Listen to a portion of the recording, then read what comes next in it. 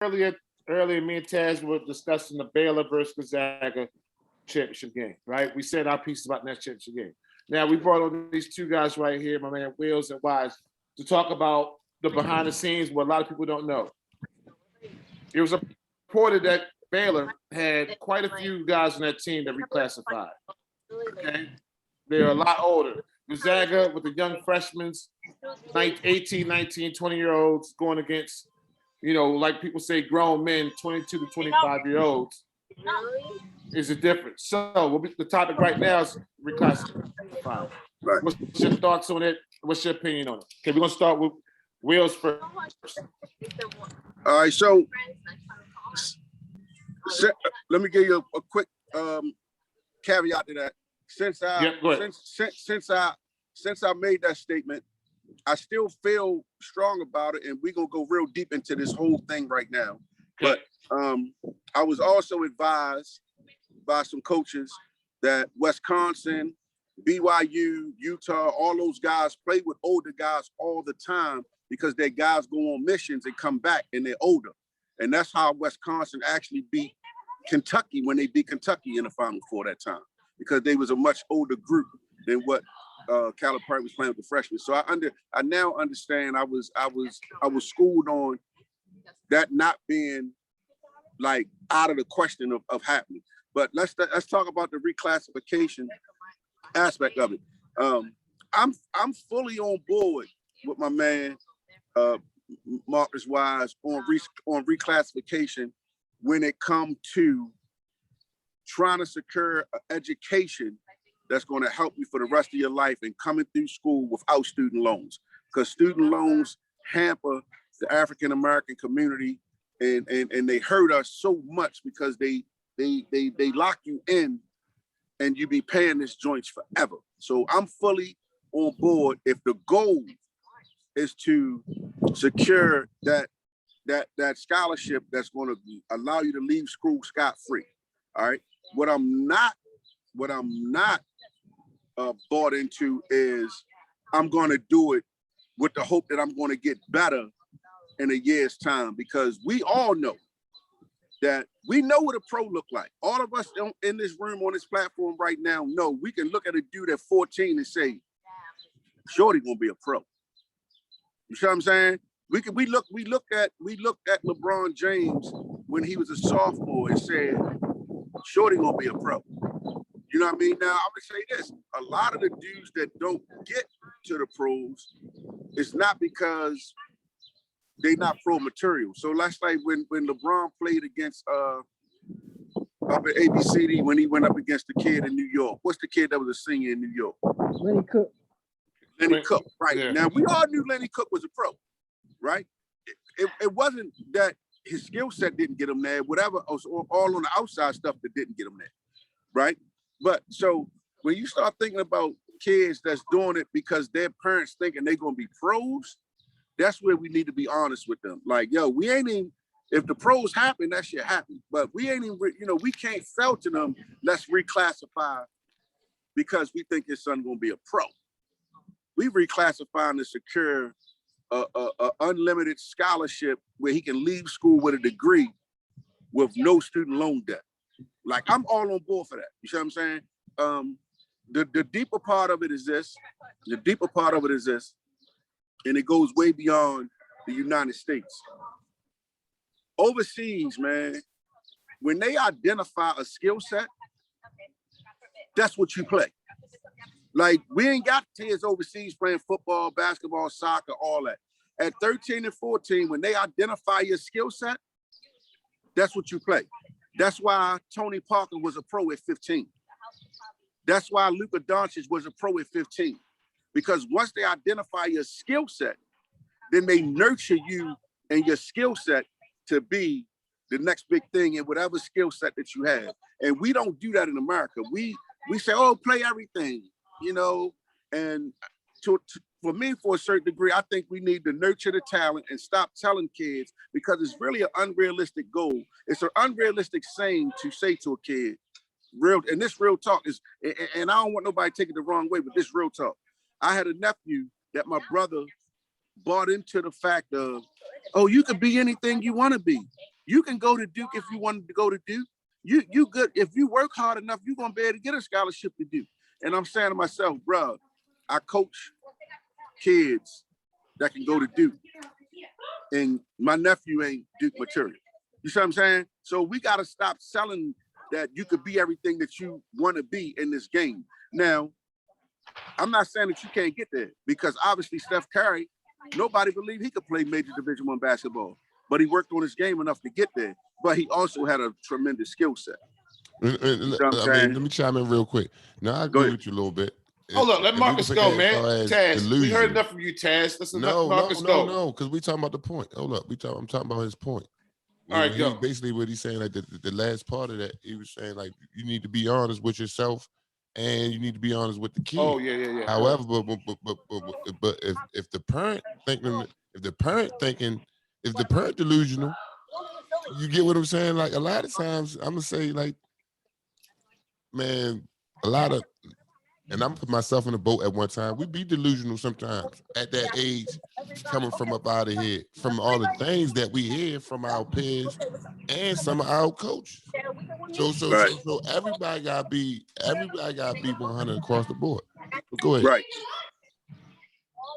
Marcus, go ahead. I mean, y'all basically summed it up. So, like, when I say, like, I'm for reclass, it doesn't necessarily mean that fits every kid. Like Ted started it off with, it's not a right and wrong thing to this situation. Like, the end goal is getting a free education and creating generational wealth. Bottom line, however you get there, if it takes 10 years, 12 years, no matter what, that's the end goal. You know what I'm saying? A lot of the misconception comes because we have this mindset of we have to get everything out the mud. When in all actuality, we as parents, our jobs is to create a path so our kids don't have to go in the mud. Like, why would I make my kid get it out the mud when I would bust my ass every day to create so my kid don't have to go in the mud? So we feel like sometimes if they don't work hard, if they ain't do it the organic way, then it's a failure. So when I say the organic way, the 4 years, you got your scholarship, you bust everybody ass, you made it. No, that ain't what the goal is. If you're telling me that my kid can benefit an extra year, that's that extra year that I might have to pay $30,000 instead of me having to pay $200,000 over 4 years. That's $170,000 worth of money that you would have to pay versus you not having to pay. That don't even make sense. Like, let's take the basketball out of it and let's look at the life part of it. Like, we all had some college. A college a waste of goddamn money in all actuality, but they use it to see who's more disciplined to get to the top. That's all it's about, is discipline and time management. That's all college is about. It ain't about nothing else. You know what I'm saying? So when I see people, they be like, well, man, you running and you ducking. You're not running and ducking. You're finding the best path suitable for you. Right. Now listen. That's a great point, and I get that. But what I want the kids to understand is, if we focusing on just the basketball aspect of it to get that money, right? And we saying, oh, stay back a year to get that money, and we leaving out, a kid can get $100,000 scholarship just off of brain too, dog. He can, but let's be honest about it. I hear people always say the academics. Academics don't always pay for your full scholarship. It don't, and then look at it like this. Look at how many people got degrees and yet don't work in that field. So you're telling me, don't do that. Don't go there. Don't go off that way. Don't go out there, because you're about to go into a whole nother situation. I'm bringing it back. So now you tell me, yeah, you heard my pride with that one. Yeah, you about to go into a whole nother situation. I can use basketball to get somewhere and do something the rest of my life that I enjoy doing. Take the easy route. Why am I taking the hard route? For what? I got you. I mean, I'm with it. I feel like it's situational. I guess I would say that. But like I feel like it's situational. I don't necessarily look at it. I look at the adults in the situation and the lack of understanding and education on it versus me looking at the kids. Like, a lot of times when you see kids reclass and they ain't supposed to, it's not the kid, it's the adult. The adult somewhere along the line has been brainwashed into thinking that this unrealistic expectation is reachable when it's not. Right. Because in honesty, I'm just being transparent here. I've been coaching since I've been 19. I've seen very few kids that haven't reclassed not be successful. I'm just being totally honest. Like Right. I've seen very few that took that extra year that didn't get where they need to go with. Check this out. Let me tell you something. And I never really spoke this. Taz, this might be Taz's first time here and the Dipper first time here. They both was at Cecil with me, and they was, before me. Well, Taz was with me, but he never played for me at Cecil. But that's my guy. But anyway, Duty and I and Big Calvin and I fell out behind that. We really fell out behind that. You know what I mean? Because Duty and Calvin, Big Calvin Dodson, really embraced the reclassification. Right? I was new to it. Like I was coming in under them. I was new to it. And in my mind, I always had the motto, nigga, either you sink or swim. You know what I mean? Like either you sink or swim. Either you can get it done or you can't. And Big Calvin and I fell out because Calvin became like a son to me, and my influence maybe became really heavy on Calvin, more so than what his father's was. And his father had other ideas for him that Calvin liked the ideas that I had, so to speak. You know what I'm saying? He was like, I'm a smart kid. I got the SAT. I got everything I need. I ain't going to the St. Thomas More. And that was our route down Cecil. So the question, but Wheeler, is going prep school the same thing as reclassifying? It is. I'm just saying, but Calvin didn't want that extra year, and that's where me and his father butted heads, because him and Duty, their plans was really to have that extra year for him. You see what I'm saying? So Will, what I'll say, and not necessarily in their perspective, but I'll say with a lot of adults' perspective, they oversell. So they'll use the extra year to send a kid to a way bigger situation than what his talent level says. We see that a lot. Where in your situation, you're saying that he already got what he's probably going to be good enough to play at. Just let him go. Don't give him that extra year and send him somewhere where he might not even get a fair chance. Like, and that's a big problem in the situation for real. Right. To me, when we talk about this reclassification, like back then, reclassifying is like what we consider as going to prep school. I think this new era of reclassifying is saying, hey, we're going to repeat a gate on purpose and stay in high school longer or middle school. Like, for example, I was reading somewhere there's 15-year-old kids playing eighth grade basketball right now. That's crazy. That's always been going out, like out in California. That's always been big. Kyrie Walker, OJ Mayo, Shea Cotton, all those guys. Burn Davis. All you gotta do is look at most of those New York and California teams and look at the bodies of those kids, and you look at they bigger and stronger, but they playing the same age as you. They reclass. It's always been going on. We just caught on to it, and with social media being what social media is now a forest fire. It's been going on. Now I've reclassified. Now a lot of people don't know that. Now, and I've reclassified down Dunbar. Now, I didn't graduate from Dunbar. Like my senior year, I was. Now the papers, they were saying senior, because they knew what was going on. Right. But my class, my mother had to come back down to the school that summer, make sure make sure y'all don't move him on to his senior year, all that, had to do all that. And that worked for me. Now let me tell you this. When I say it worked for me, I love Dunbar. I love Baltimore, right? But I'm gonna be 100. This shit held me back. It did. And the only team for real that really like showed me some shit, and I seen something, and I learned, me playing with Spots, Baltimore Select, the Cecil, Duty picked me my sophomore year. It got me the invite to night camp, right? We already had the discussion, me and Duty did, about the reclassification. Said stay up Maryville one more year. Then you come down to Lake Clifton.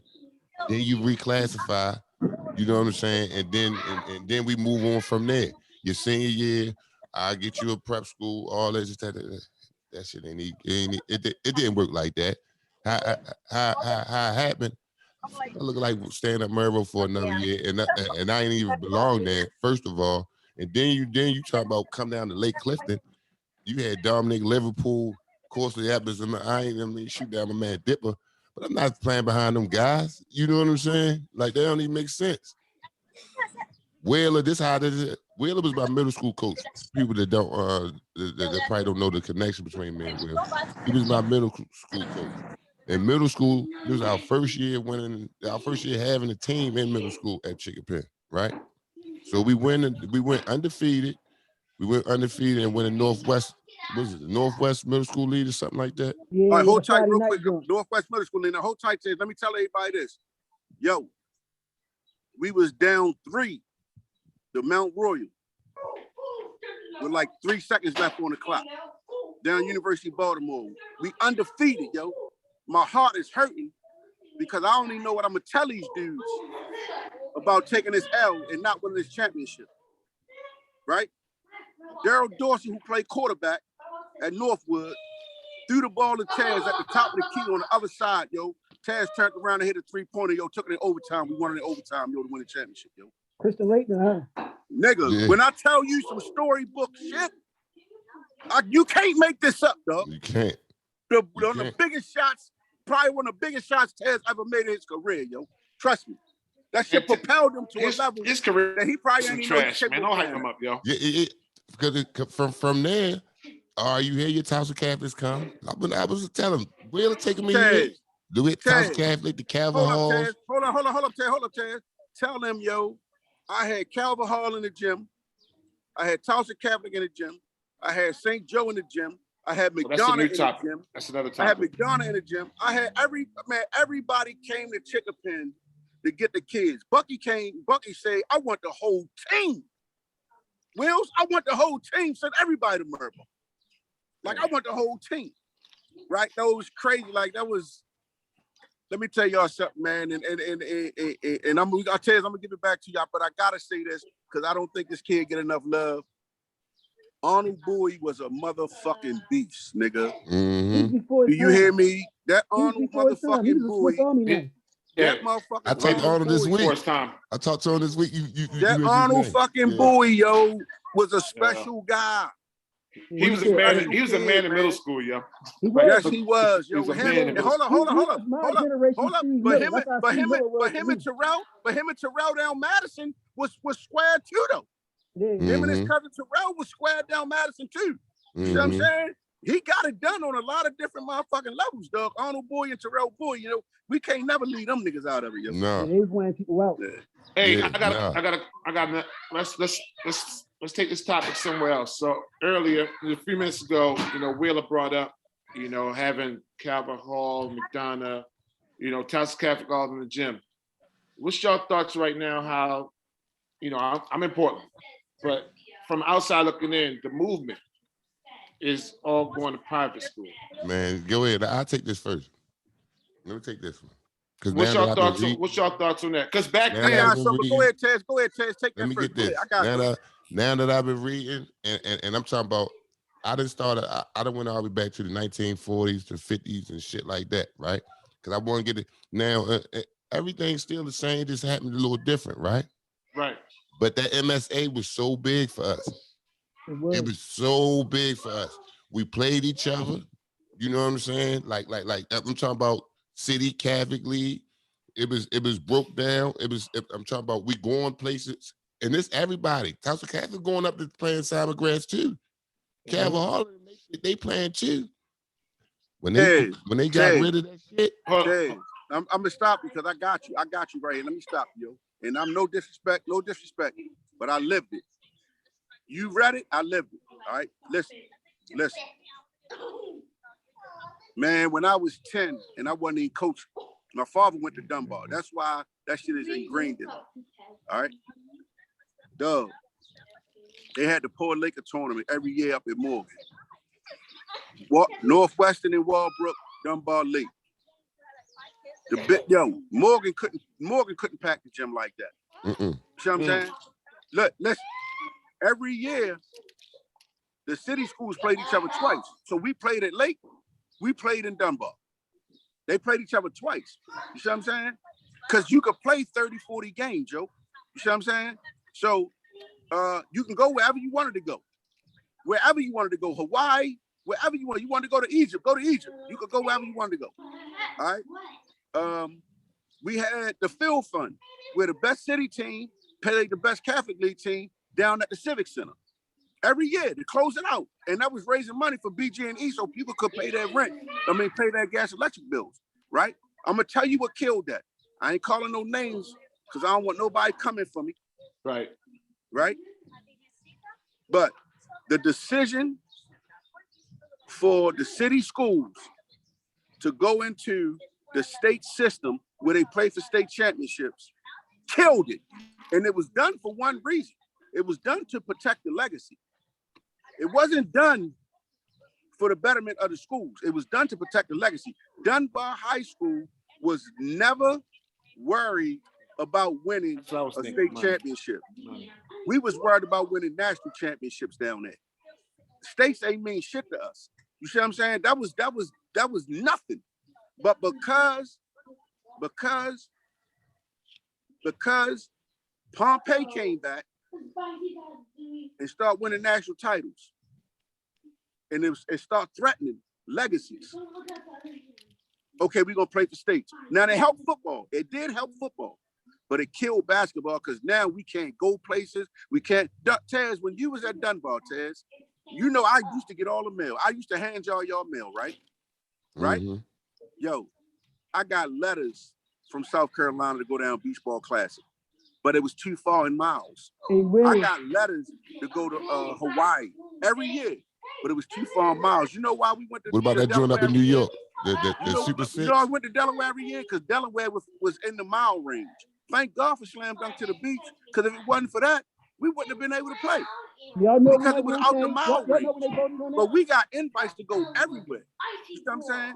Go ahead, Marcus. They killed it, yo. When they put us in that state system, they killed city basketball. And I don't. One more thing, and I'm gonna let y'all go. I'm gonna tell you this here.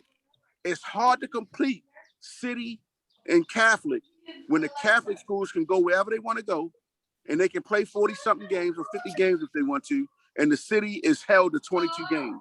And not only are you held to 22 games, the schedule is already pre-made for you with a bunch of bullshit ass games that you really don't even want to fucking play.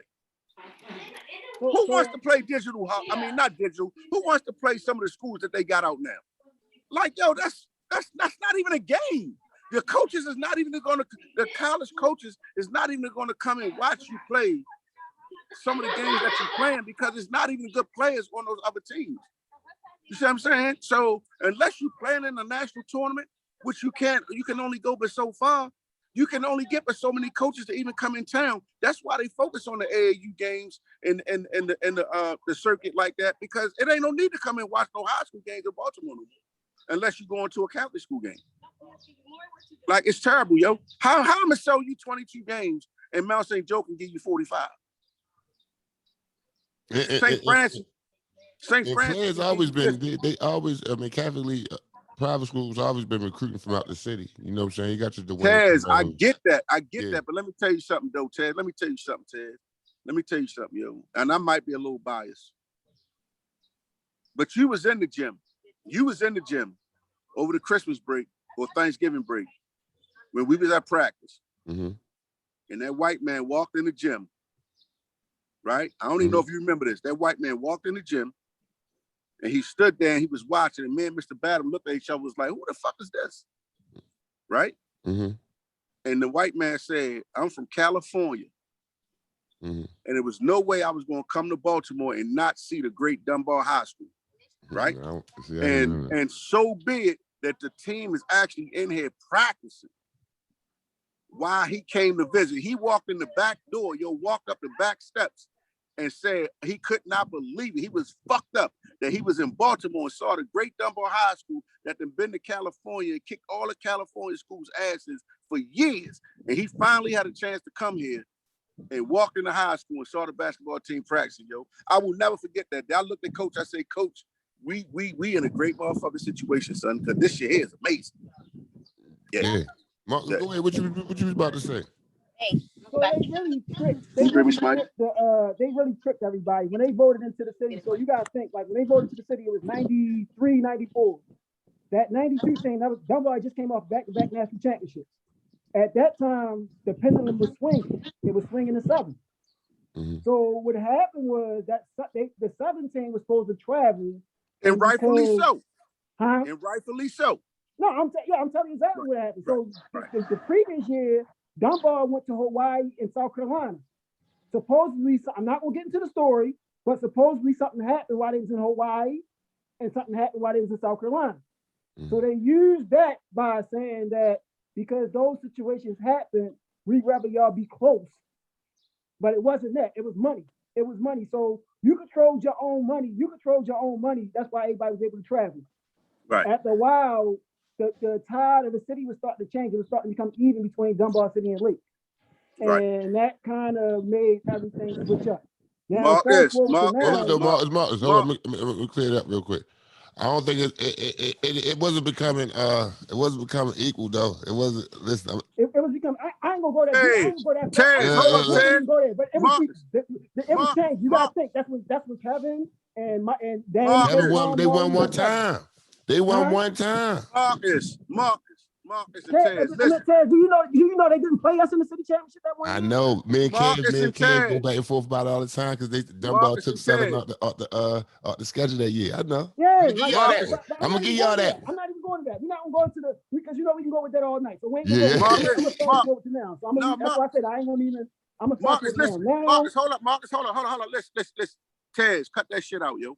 Cut it out because Lake Clifton and Southern was always right there. Don't do that, yo. No, what he's saying, he's saying they was catching up. What I'm saying is facts. They won one city championship, Southern did that year. They did. They had a hell of a year. They did. They was ranked in the country. With stinking nuts. They was good. They was hella good. So are you trying to say? Listen, we went through decades. 1 year. Listen, when you go through decades and this how I go. Dunbar win 4, Southern to win 1. Dunbar win 2, Laker win 1. Then they go Dunbar win 3, 4 more. Listen, though, hold up, Ted. Are you trying to say? Listen. KB and Mike was ranked in the top 10, yo. Lost. Them boys don't got no city championship. They lost. They only got no state championship. What you talking about, Will? Listen, nationally, they niggas lost. They lost to Southwestern 3 times. You can't tell Lake Clifton to me. So Taz, now I'm going back to that Southern team. They won three state championships out of that 4 years. The only thing they didn't win was nothing. They did. They was ranked in the country 6 out of that 7 years. But I'm going back to when it first started. Again, if you don't go into that city stuff like Willa said, if you don't go into that and they have a national championship, so let's say that CAD team and them, they allow that team to travel nationally, it's gonna be even. It was changing. Yeah. But like y'all said, not being able to travel, it changed everything. But let me tell you, but Marcus, check this out though, Marcus. It really wasn't changing, right? It really wasn't changing. It's just that everybody was coming up to a level where Baltimore was going to dominate. Because listen, y'all would have went somewhere over the Christmas break. We would have went somewhere over the Christmas break. Lake Clifton would have went somewhere over the Christmas break. We wouldn't have ended up in the same tournament. We all would have probably ended up winning the tournament. Yo, the great thing, listen, I'm talking shit, right? I'm talking shit because y'all know I'm gonna do that. Dunbar, Lake Clifton, and Southern always stayed ranked. You know what I'm saying? Oh. They stayed ranked. Now Southern and Dunbar falls on the national tip. Now Lake had their teams that are adding out of there, but Southern and Dunbar, they stayed up there. But to separate those guys is the national championship and where those guys played against each other. It's not an argument for me. I tell people all the time, Dunbar is the best program ever to come in Baltimore. No, it's not an argument. But when they matched up against each other, I know who won the game.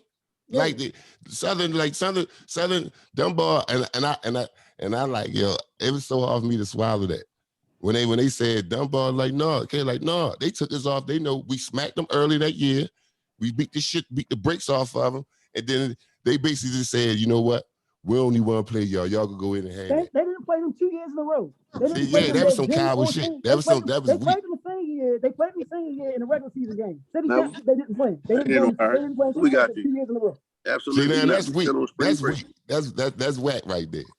That's soft right there. That's soft. But y'all know we gonna always But talk about. like I said, now I'm going back to now. I tell people now everything changed now because of the charter school thing. You got 42 high schools. So now I'm going back to what Dipper said earlier. You got 42 high schools. Back then you had 14. So the talent is so spread it out now where with 14, you might get 5 or 6 good kids at every school and build something. With 42, you can't build nothing. And then you got the stuff that's going on with the private schools, them giving out free education and recruiting and all the resources, that gear and all that stuff. I guarantee you, had they never changed it to that original 14 school stuff, the original charter school stuff, it would still be the same way. Because you would have people going to that zone school, and now, as it was, you can stack up at your zone school.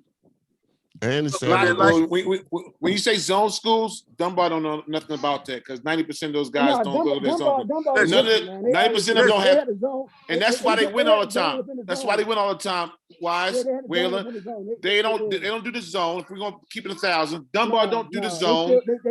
we're not a zone school. We're not a zone school. Exactly. So you should win all the time. You were like the private school of public school. You know why we was the private school?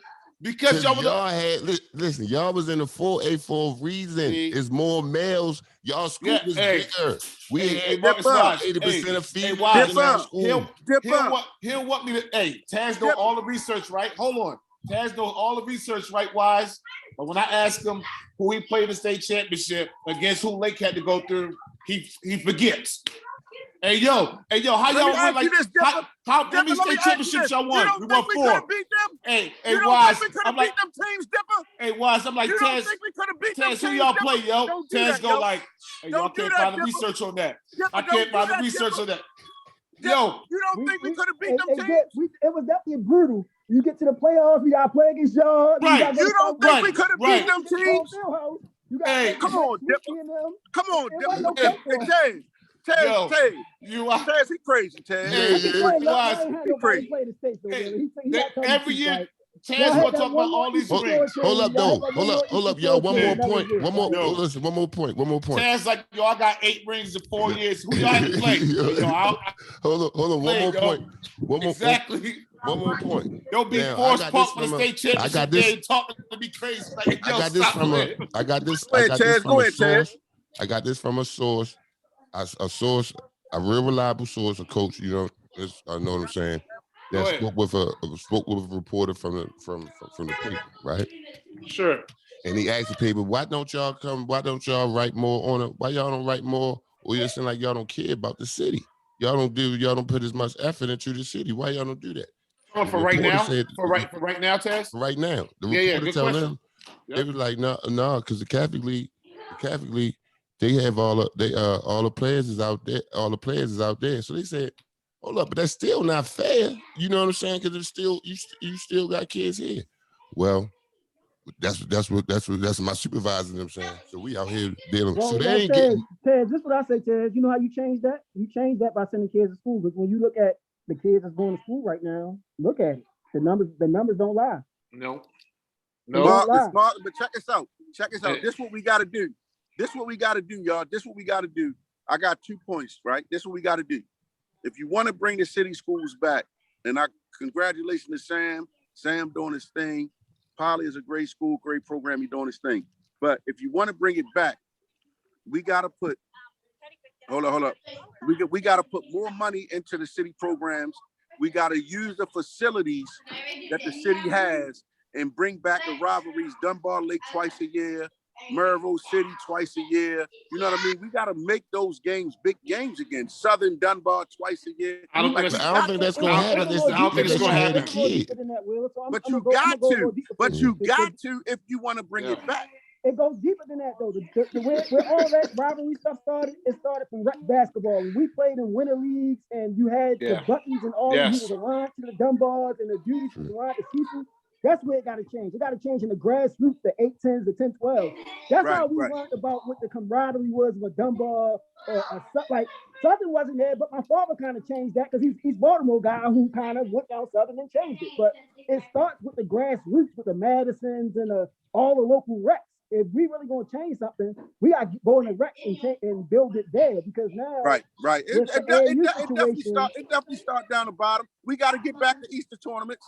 We got to get back to Christmas tournaments. Making kids You know what I mean? We got to get back all to year all that. round early, not just playing AAU tournaments. Like, Now let me get my phone.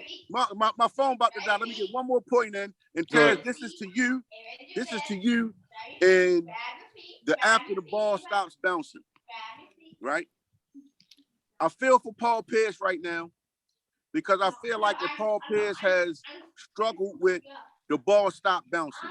The hate against LeBron, the hate against Kobe, the stuff he did the other day with the girls, that was unnecessary, you know? And we got guys on this which coming, and to the guys that say, fuck it, Paul Pierce rich, he can do what the fuck he want.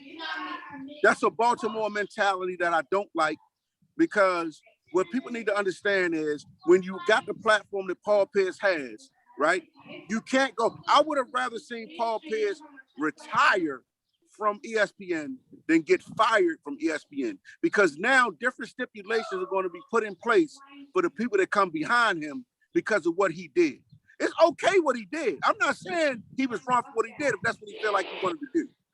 But he did that because he wants to feel relevant in a way that he don't feel relevant in. And that's because he really has not figured out what to do now that the ball has stopped bouncing. That's a lot you know of what I'm saying? And I feel for him. I feel for the people that think what he did was right because it wasn't, knowing that he worked for a program like Disney. See, people look at ESPN. People don't understand that ESPN is owned by Disney. You can't do that and expect people to come behind you to get the same opportunities you got without more stringent stipulations. Right. You see what I'm saying? He not only hurt himself, he hurt the people that's got to come behind him. You see what I'm saying? And he was wrong for that, yo. I don't care what he do. I mean, when it's doing his personal time, so be it. But to do it in the manner in which he did it, I disagree with it. I hope he finds out what to do next, because I don't feel like he found that. And it goes back to the mentality of what to do when the ball stops bouncing. I want to say this real quick. When we talk about the Catholic League and the City League, you know, it hurts me to the heart to say it, because I believe in education, but I think it's more about the education piece of why parents are sending their kids to the private school nowadays. No, I don't think so. You don't think so? Like, Okay. I went to Southern. I had no business going to Southern academically. Southern was like East Side High on the inside of the wall. So I don't think it has nothing to do with that. Like, no school was worse than Southern. That's why I shut down. I think it's more so because of the people and like the coaches around the city. Like, we got a couple of good ones, but it's more bad ones than good ones. But I'm just being honest. Well, you said it's 42 schools, right? That's way more. When you say it's 42 more schools, that's more coaches. I know what you're saying. Yeah. Okay. And you can listen, unless you living up underneath a rock. You know what I'm saying? Like, I got y'all ain't drinking with me, yo. I want my boys, and you know I want my boys to go to Dunbar. However, if Dunbar some shit academically, they can't help them prepare for the next. And as a parent, and they mothers know, oh, we gotta do our part too. It's not like you just send your kid to school and they pull teach your kid everything. No, so we know. But if they supposed to do their part, if they part in place, yeah, my boy's going to Dunbar. But if Dunbar part not in place, like I'm hearing shit no, we're not doing that. You know what I'm saying? Because I know sports at the end of the day, maybe this was why I don't push this shit so much or so strong with my kids. It's a short part of their life, first of all. It can teach them a lot, but it's a short part of their life. 95% of them gonna meet a lot of people, and 95% of them gonna be fake and phony to them. You know what I'm saying? You learn your life lessons and shit, but life is way deeper than that. And sports is a little blimp in your life when it's all said and done. So it's like it's people. I got a couple topics even from this conversation, but we're gonna have to cut it short because I gotta go to work at 4. All right, real quick. I got the Lakers winning the championship. Dipper, who you got? I got Brooklyn winning the championship. Who you got, Marcus? Marcus, who you got? I can't go against LeBron, man. Say it, yeah. Oh my God. Yeah. I can't. You don't even know Yeah. LeBron's Three coming against back. one, baby. That's Wow. three against one. He gonna Yeah. have to have one leg for me to bet Yo. against him. Yo. Wise, you got the right name, Wise. But come on, yo, come on.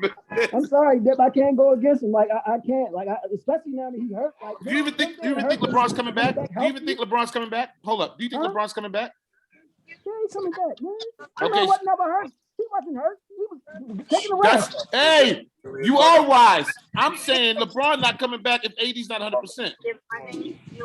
They was burnt out. They wasn't hurt. They didn't get no rest. So they said, Yo. you know what? We gonna make them give us a rest. We gonna take a rest because we Hey. know we're low enough and we'll be back to I playoffs. got Somebody fixes. not I got fixes for him. He don't know anything. Hey, Dipper, take us out. Take us out. Hey, sign up to Taz TV, man. I guess Marcus Wise. I got Wheeler coming on. We appreciate y'all. We love you guys. We out of here. Until next time. Hold tight. Hold tight.